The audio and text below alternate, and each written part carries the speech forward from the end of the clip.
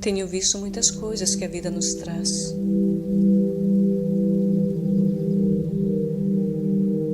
De uma alegria para a mais profunda tristeza.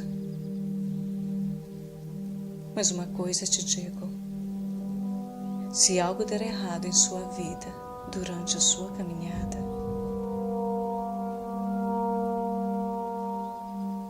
não desista, pois haverá sempre um amanhã.